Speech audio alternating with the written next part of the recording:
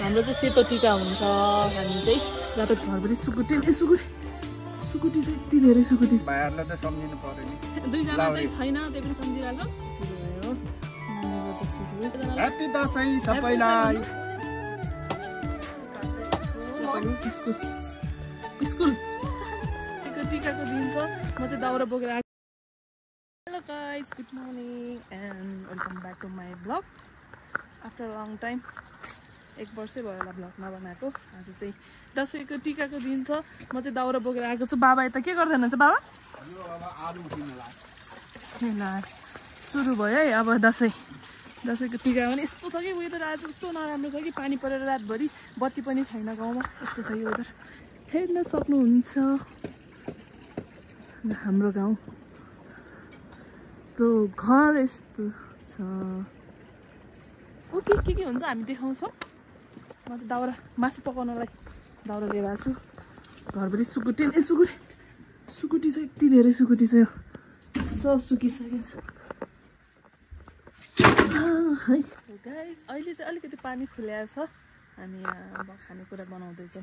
बाबा के भन्दैछ? अब चिकन अचार भुटुन मटन के हो सबै बन्दैछ। अचार रेडी हुनलाई सक्यो। यति धेरै यता बन्दैछ। आगोमा बस्नु चाहिँ अल्छी लाग्यो।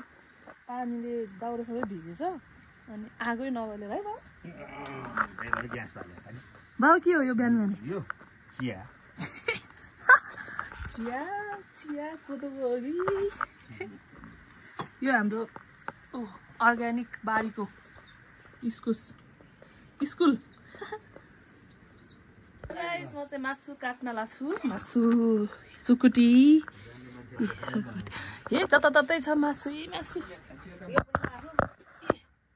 माग्छु मामा मासु काट्दैछु म पनि। ल मासु बढी भएको यो बोसो भुटान पनि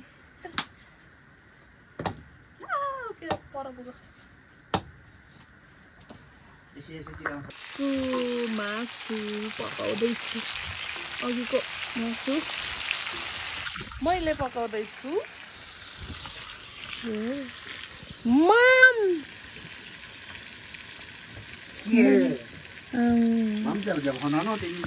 अब रेडी भइसक्यो दसैँ टिकाको लागि। यता हाम्रो चाहिँ सेतो टिका हुन्छ। हामी चाहिँ रातो टिका लाउँदैन।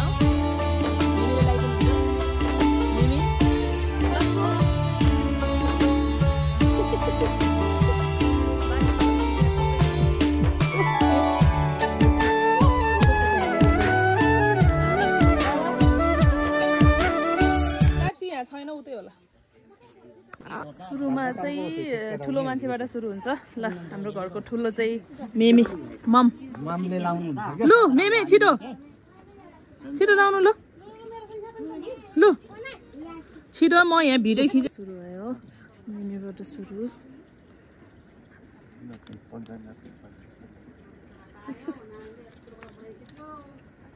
बाबाको पालो अब। लु पहिला लु मेमे टिका लाउनु। लु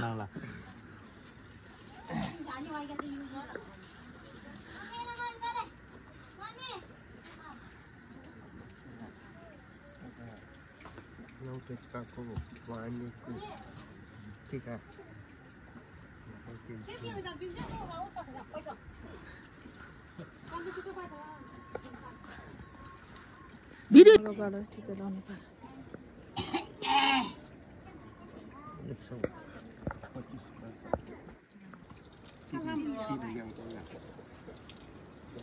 सिनेमेटिक हो हुन्छ नर्मल होइन।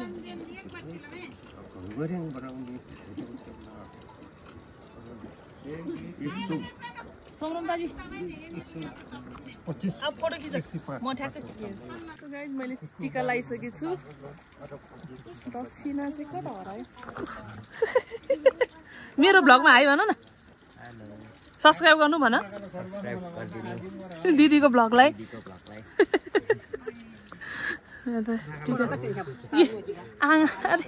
मैले उसको नाक छेडे छैन त। अनि फुलिम त्यही मान्छे बुलाकी मै केले लाउने त आशीर्वाद दिन्छ के रङ चेराउँदा बाबाको मेमेको आशीर्वाद बुहारी पछाडि पुरै सेतो भइसक्यो छिटो लु राम्रो आउँदैन फोटो तार बाबु उदैन चुगले आमा रङदन आशीर्वाद न ल सेम सेम पिन त बा गाइस हाम्रो चाहिँ टिका सकिसकेको छ बाबा ह्यापी दशैं भनिदिनु सबैजनालाई ह्यापी दशैं सबैलाई हाम्रो ह्यापी दशैं आमालाई चाहिँ ह्यापी दशैं भन्न आउँदैन ह्यापी दशैं सबैजनाको दशैं चुवालीले सबैलाई दशैं ल यसपालिको दशैं अब सकिसक्यो टिका पनि सक्यो दशैं सक्यो हैन बाबा कस्तो भयो त दशैं दशैं बबाल रमाइलो कुहिरो आएर भाइहरुले अलि सेतो सम्झेछौँ सेतो हैन भाइहरुले त सम्झिनु पर्यो नि दुईजना चाहिँ छैन त्यही पनि सम्झिरहेछौँ happy Dashain Laure guys blog चाहिँ त्यति खासै धेरै लामो भएको छैन दशैं यस्तै भयो झरी दशैं भयो अनि अब सक्यो यस्तो छ पुरै सेतो भइसक्यो कुहिरोले ढाकेर यहाँ यस्तो छ टिका सक्यो हाम्रो त एक दिन मात्र हुन्छ टिका बत्ती पनि निभिसकेको छ हैन बाबा ल के छ भन्नु त्यो भान्जीहरुको खेद्नु पर्यो भान्जी के भन्नु छ अब नयाँ वर्ष के भन्छ नि यो नयाँ वर्ष हैन कि अब नयाँ वर्ष के भन्छ नि